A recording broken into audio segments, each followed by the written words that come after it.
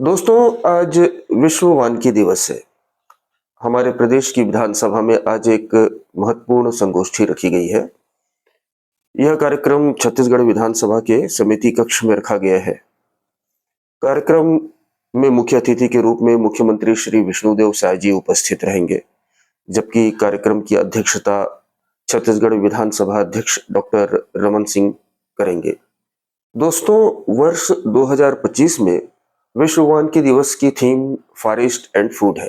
तो आइए दोस्तों, हम और आप भी अपनी जानकारियों और अनुभवों के आधार पर थोड़ी चर्चा कर लेते हैं कि हमारे छत्तीसगढ़ के जंगलों में कौन-कौन से खाद्य हमें प्राप्त होते हैं, इन खाद्यों से कैसा पोषण मिलता है और किस तरह ये बड़ी आबादी की आजीविका के स्रोत भी हैं।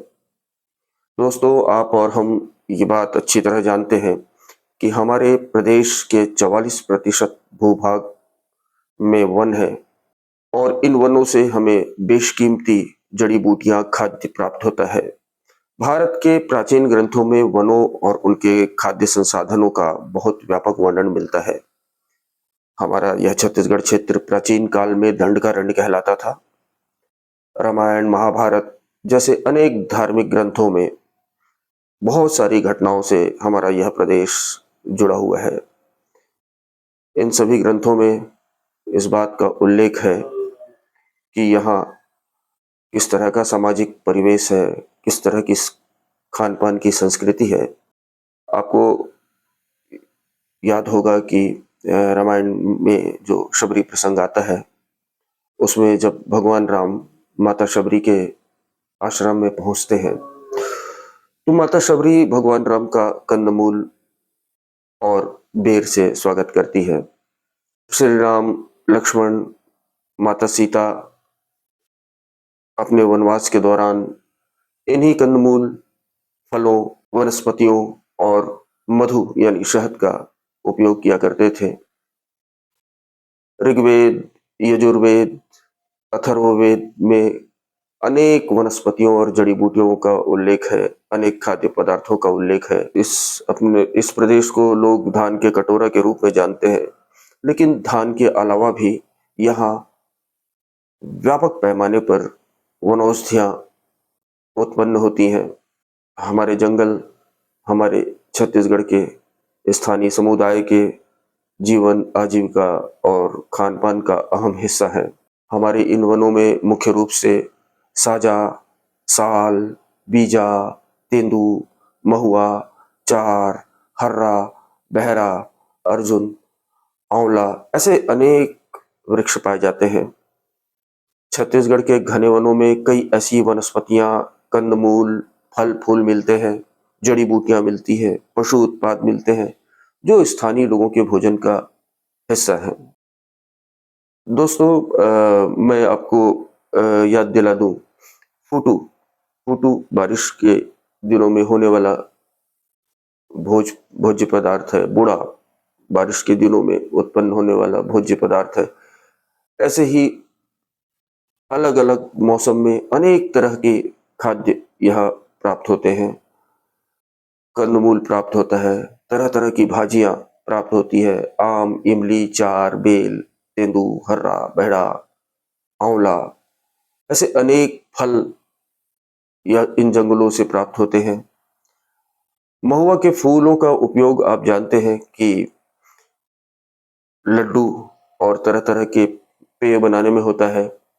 गोंद, फर्रा, बहरा जैसे उत्पाद औषधियों के काम आते हैं।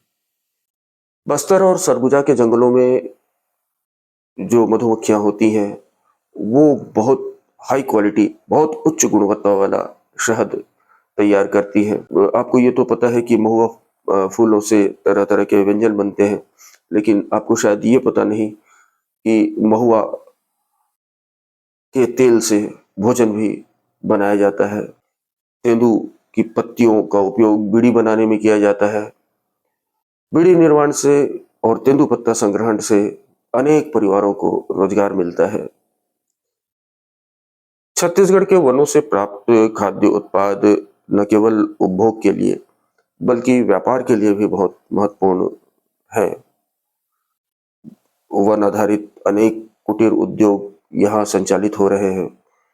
इनसे भी बड़े पैमाने पर लोगों को रोजगार मिल रहा है। ये कुटीर उद्योग राज्य की ग्रामीण अर्थव्यवस्था में महत्वपूर्ण योगदान देते हैं।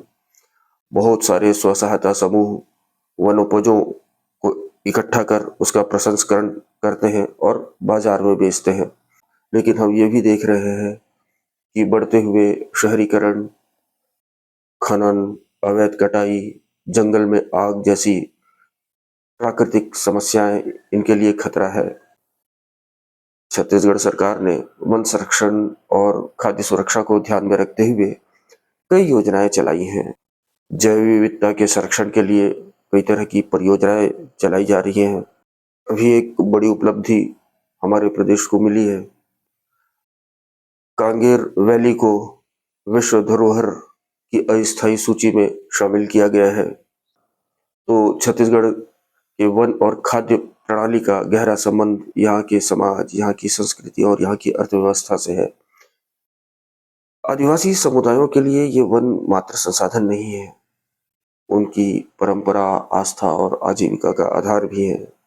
वनों का संरक्षण, प्राकृतिक खाद्य उत्पादों का संवर्धन और स्थानीय ज्ञान का सम्मान ही इन संतुलन को बनाए रखने का एकमात्र उपाय है।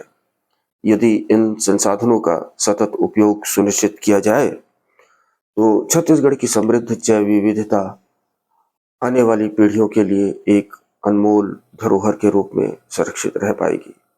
नमस्कार।